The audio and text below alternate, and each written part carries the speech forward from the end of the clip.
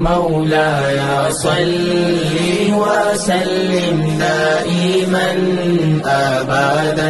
على حبيبك خير الخلق كلهم.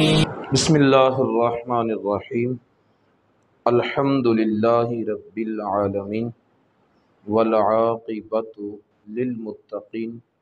والصلاة والسلام علی سید الانبیاء وخاتم المرسلین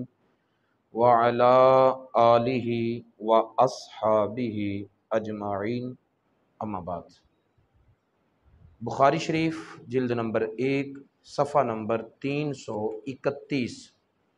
ابواب المظالم والقصاص میں امام بخاری علیہ الرحمہ نے باب باندھا ہے باب نصر المظلوم،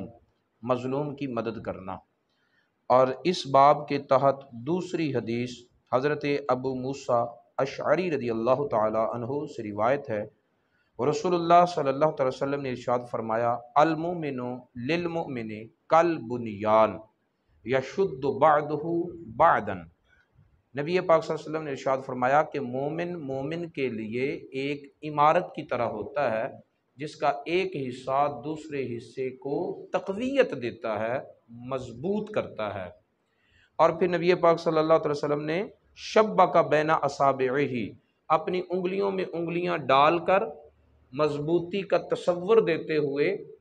صحابہ کرام کو بتایا کہ جیسے انگلیوں میں داخل کر کے ایک مضبوط شکل بنتی ہے، اسی طرح عمارت میں لگی ہوئی ایک ایک اینٹ جو ہے اگر الگ الگ ہو تو اس کی وہ قوت، وہ طاقت نہیں ہوتی، بلکہ ایک کہاوت بھی مشہور ہے پنجابی میں کہ روڑے کو پوچھیا گول کیویں ہویا، میں کہ ٹھوکراں کھا کھا کے۔ مطلب یہ ہے کہ اگر اکیلی اینٹ ہو تو وہ لوگوں کی ٹھوکروں سے اپنی شکل بدل جاتی ہے، لیکن وہی اینٹ جب اینٹوں سے مل کر ایک دیوار کی شکل اختیار کرتی ہے تو کوئی ٹھوکر اس کی حالت کو بدل نہیں سکتا، بلکہ ٹھوکر لگانے والا جو ہے وہ چوٹ کھا کر پیچھے پلٹتا ہے۔ تو مومن بھی اسی طرح ایک مومن دوسرے مومن کو قوت دیتا ہے، ایک مومن دوسرے مومن کی طاقت کا باعث ہے۔ اب اس میں یہ بتا دیا گیا ہے کہ اگر تم کسی کو نام سے نہیں بھی جانتے، اگر کسی کی برادری اور کاسٹ تمہیں نہیں بھی معلوم، تمہیں اتنا پتہ ہے کہ وہ بندہ مومن ہے، مسلمان ہمارا بھائی ہے، تو اس کا ساتھ دینے کے لیے، اس کے ساتھ تعاون کرنے کے لیے اور اس کی مدد کرنے کے لیے اتنا تعارف کافی ہے کہ وہ مسلمان ہے، اس سے زیادہ تمہیں کچھ جاننے کی ضرورت نہیں ہے۔ تو یہاں تک ہی نہیں کہ مومن مومن کے لیے تقویت کا باعث ہے، بلکہ اسلام تو انسانیت کی بنیاد پر ایک دوسرے کی مدد کرنے کا بھی تربیت کرتا ہے، سکھاتا ہے، لیکن جب مد مقابل کفر ہو تو پھر ہر مومن کو مومن کا ساتھ دینا چاہیے، مومن کے خلاف کسی بھی کافر کا ساتھ، بے ایمان کا ساتھ، منافق کا ساتھ نہیں دینا چاہیے۔ بے دین اور بد مذہب، بد عقیدہ لوگوں کے مقابلے میں صحیح العقیدہ بندہ مومن مسلمان کا ساتھ دینا چاہیے۔ آگے امام بخاری نے باب باندھا ہے باب الانتصار من الظالم، ظالم سے بدلہ لینے کے بیان میں، اور اس میں اللہ رب العزت کا فرمان انہوں نے اس باب کے تحت ذکر کیا ہے۔ اللہ تعالیٰ ارشاد فرماتا ہے لا یحب اللہ الجہر بالسوء من القول، اللہ رب العزت کسی بھی برے لہجے میں کی ہوئی بات کو پسند نہیں کرتا کہ اونچی آواز میں برے لہجے کے ساتھ بات کی جائے، الا من ظلم، مگر جو مظلوم ہو وہ جس لہجے میں بھی آواز نکالے اللہ اسے پسند کرتا ہے۔ مظلوم کو اجازت ہے کہ وہ جس انداز میں بھی آواز اٹھا سکتا ہے وہ اٹھائے۔ والذین اذا اصابہم البغی ہم ینتصرون، اور وہ لوگ جن پر ظلم ہوتا ہے وہ اپنے ظلم کا بدلہ لیتے ہیں۔ حضرت ابراہیم نخعی رحمۃ اللہ علیہ فرماتے ہیں کہ کانوا یکرہون ان یستذلوا فاذا قدروا عفو، صحابہ کرام اس بات کو ناپسند کرتے تھے کہ انہیں رسوا کیا جائے، ذلیل کیا جائے، انہیں نیچا دکھایا جائے۔ اگر کوئی ان کو نیچا دکھانے کے لیے ان پر ظلم کرتا تھا تو وہ اس سے بدلہ لیتے تھے، یہ بتانے کے لیے کہ مسلمان جو ہیں وہ بے زور نہیں ہے۔ ہاں، جب وہ کسی دشمن پر قابو پا لیتے تو قابو پانے کے بعد معاف کر دیتے۔ یہ ہے اخلاقیات، یہ ہے اسلام کا سکھایا ہوا اخلاق۔ ایک منہ پہ تماچا مارے تو دوسرا منہ بھی آگے کر دو، یہ پتہ نہیں فلسفہ آیا کہاں سے ہے۔ صحابہ کرام تو اسلام کو قطعی طور پر ذلیل نہیں ہونے دیتے تھے، بلکہ اگر کوئی ان پر ظلم کرتا تو اسے قابو میں کرتے، اس سے بدلہ لیتے۔ ہاں، جب اس پر پوری طرح قابو پا لیتے پھر معاف کر دیتے، اسے یہ بتانے کے لیے کہ ہم بے زور نہیں ہیں، ہم کمزور نہیں ہیں، اور ہم ایسے بے ضمیرے بھی نہیں ہیں کہ تم ہم لتاڑتے ہوئے چلے جاؤ اور ہم کچھ بھی نہیں کہیں گے۔ حضرت علی المرتضیٰ کا واقعہ ہے، آپ نے دشمن کو قابو میں پا لیا، قریب تھا کہ تلوار مار کر اس کا خاتمہ کر دیتے، اس نے حضرت علی پر تھوک دیا۔ جب تھوکا تو آپ نیچے اتر آئے، قابو پانے کے بعد نیچے آئے، اور پھر اس نے پوچھا کہ یہ عجیب بات ہے، میں نے جو حرکت کی ہے اس کے جواب تو یہ بنتا تھا کہ تم مجھے بری طرح قتل کرتے، آپ نے مجھے ویسے ہی معاف کر دیا۔ حضرت علی نے فرمایا پہلے میں تجھے خالصتاً اللہ کی رضا کے لیے قتل کرنا چاہتا تھا، جب تو نے یہ حرکت کی تو مجھے غصہ آیا اور میں اپنے ذاتی انتقام کی بنا پر تجھے قتل نہیں کرنا چاہتا تھا، میں اللہ کی رضا میں اپنے نفس کی مرضی کو داخل اور شامل نہیں کرنا چاہتا۔ قابو پانے کے بعد معاف کر دینا یہ الگ بات ہے، اس میں اسلام کی رسوائی نہیں ہے، لیکن اگر کوئی تم پر ظلم کرتا جائے اور تم پستے چلے جاؤ تو یہ اسلام کی رسوائی ہے، یہ کمزور پن ہے۔ آگے امام بخاری نے باب باندھا ہے عفو المظلوم، مظلوم کا معاف کر دینا۔ اس میں اللہ تعالیٰ ارشاد کا فرمانے ذیشان ہے کہ ان تبدو خیرن او تخفوہ او تعفو عن سوء، تم نیکی کو ظاہر کرو یا چھپا کے کرو، یا تم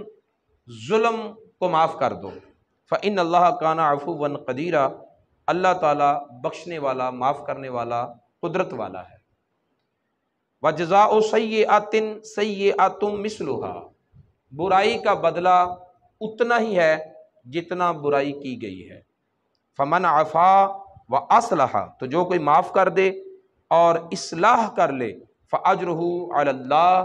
اس کا اجر اللہ پر ہے۔ انہ لا یحب الظالمین، اللہ تعالیٰ ظلم کرنے والوں کو پسند نہیں کرتا۔ اس کے بعد امام بخاری نے باب باندھا ہے باب الظلم ظلمات یوم القیامہ، کہ ظلم اندھیرا ہوگا قیامت والے دن، جتنا کوئی ظلم کرے گا اتنا ہی اندھیرا اس پر چھائے گا قیامت والے دن۔ حضرت عبداللہ بن عمر رضی اللہ تعالی عنہ سے روایت ہے، نبی پاک صلی اللہ علیہ وسلم نے ارشاد فرمایا الظلم ظلمات یوم القیامہ، ظلم کرنا قیامت والے دن اندھیروں کی شکل میں آئے گا، جبکہ مومن بندوں کے بارے میں اللہ تعالیٰ قرآن میں فرماتا ہے کہ نورہم یسعی بین ایدیہم و ایمانہم، ان کا نور ان کے سامنے بھی ہوگا، دائیں طرف بھی ہوگا، جو بندہ مومن ہوگا وہ جگمگا رہا ہوگا۔ لیکن جو ظالم ہیں، ظلم کرنے والے ہیں، تو وہ اندھیروں میں ہوں گے، تہ در تہ اندھیروں میں جکڑے ہوئے ہوں گے۔ پھر امام بخاری نے باب باندھا باب الاتقاء والحذر من دعوت المظلوم، مظلوم کی بد دعا سے بچنے کے بیان میں۔ حضرت عبداللہ بن عباس رضی اللہ تعالی عنہ روایت فرماتے ہیں کہ نبی پاک صلی اللہ تعالی وسلم نے حضرت معاذ بن جبل رضی اللہ تعالی عنہ کو یمن کا گورنر بنا کر بھیجا، تو اس وقت جو انہیں نصیحتیں کی تھیں ان نصیحتوں میں ایک یہ بھی تھا کہ اتقی دعوت المظلوم، مظلوم کی بد دعا سے بچنا، فإنہ لیس بینہ وبین اللہ حجاب، اس لیے کہ مظلوم کی بد دعا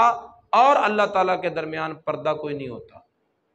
مظلوم کی بد دعا، اب مظلوم مومن ہو یا کافر یہ کوئی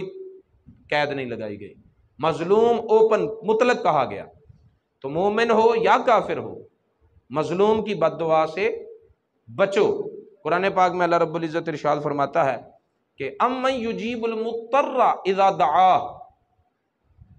کون قبول کرتا ہے دکھے ہوئے دل کی فریاد کو؟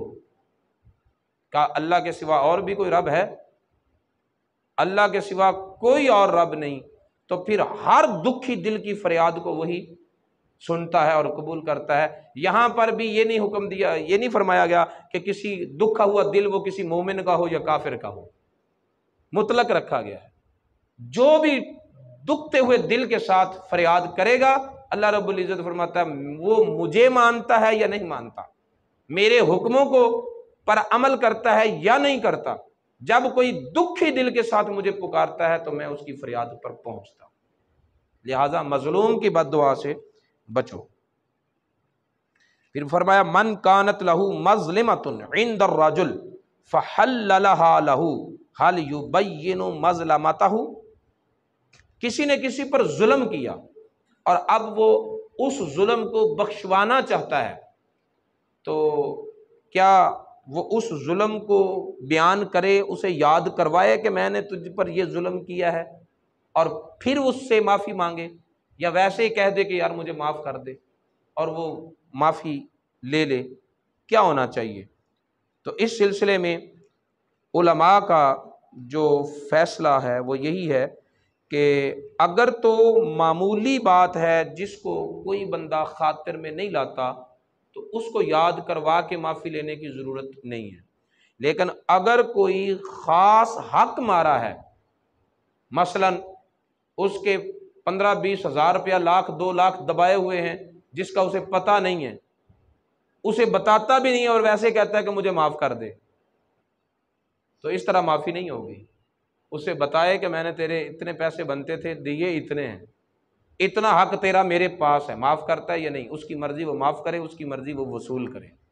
کیونکہ حق تو اسی کا ہے۔ تو اس طرح کسی کو اندھیرے میں رکھ کر اگر معافی مانگے تو یہ معافی نہیں، دھوکہ ہے، اور یہ بندہ تو دھوکے میں آ جائے گا، لیکن اس بندے کا خدا کو دھوکے میں نہیں آتا نا۔ اللہ تعالیٰ کو کون دھوکہ دے سکتا ہے؟ حضرت ابو ہریرہ رضی اللہ تعالیٰ عنہ سے روایت ہے، قال قال رسول اللہ صلی اللہ علیہ وسلم من کانت لہ مظلمۃ لاخیہ من عرضہ او شیء، جس بندے کے پاس اس کے بھائی کے لیے کوئی ظلم ہو، یعنی کسی بندے نے اپنے مسلمان بھائی پر ظلم کیا ہے، اس کی عزت کے بارے میں، اس کے سامان کے بارے میں، یا کسی اور معاملہ میں، فَلْيَتَحَلَّلْهُ مِنْهُ الْيَوْمِ، اس سے آج ہی معاف کروا لے۔ رسول اللہ صلی اللہ علیہ وسلم نے اس سے آج ہی معاف کروا لے، قبل اللہ یکون دینار ولا درہم، اس سے پہلے کہ وہ دن آ جائے جس دن نہ تو درہم ہونے ہیں نہ دینار ہونے ہیں، اس وقت پھر جو معاملات ہونے ہیں وہ نیکیوں کے عدل بدل سے ہونے ہیں۔ ان کان لہ عمل صالح اخذ منہ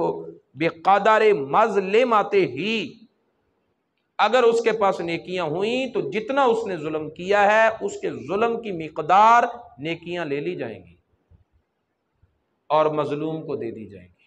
اب یہاں پر جو لفظ ہے نا بقدر مظلمتہ، اس کے ظلم کی مقدار، اس سے علماء نے استدلال کیا ہے کہ اگر دنیا میں اس نے، کیونکہ آخرت میں اس ظلم کے مطابق حساب دینا پڑے گا، اس لیے اگر دنیا میں بخشوانا ہے تو پہلے وہ ظلم بتائے کہ میں نے تجھ پر اتنا ظلم کیا ہے، اتنا حق دبایا ہے، اتنا مال تیرا میں نے اپنے قبضے میں کیا ہے، بتائے مقدار، پھر اس کے ظرف میں اگر اتنی وسعت ہے تو معاف کر دے گا، اور اگر نہیں ہے تو وہ وصول کرے گا۔ وَإِن لَّمْ يَكُن لَّهُ حَسَنَاتٌ،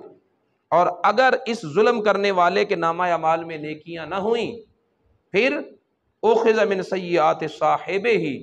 تو جس پر اس نے ظلم کیا ہے اس کے نامہ اعمال سے گناہ اتنے اٹھائے جائیں گے اور ظلم کرنے والے کے سر میں ڈال دیے جائیں گے، فَحُمِلَ عَلَيْهِ، یہ گناہ اس کو پر لادے جائیں گے۔ تو اس سے بہتر ہے کہ آج ہم دنیا پر ہی بخشوا لیں، معاف کروا لیں۔ امام بخاری نے اس کے ساتھ ہی یہ باب باندھا ہے کہ اگر کوئی بندہ کسی کو معاف کر دے تو معاف کرنے کے بعد پھر کہے کہ میں نہیں معاف کرتا، رجوع کر لے، تو کیا ایسا کر سکتا ہے یا نہیں کر سکتا؟ اپنا حق وہ کہتا نہیں معاف نہیں کرتا، بھی میرا حق مجھے دو، ٹھیک ہے۔ تو اس میں علماء کے دو طبقے ہیں۔ بعض علماء کہتے ہیں کہ جب اس نے معاف کر دیا اب وہ دوبارہ مطالبہ نہیں کر سکتا، معاف جو کر دیا، اور بعض علماء کہتے ہیں کہ نہیں، یہ حق بنتا ہے اس کا،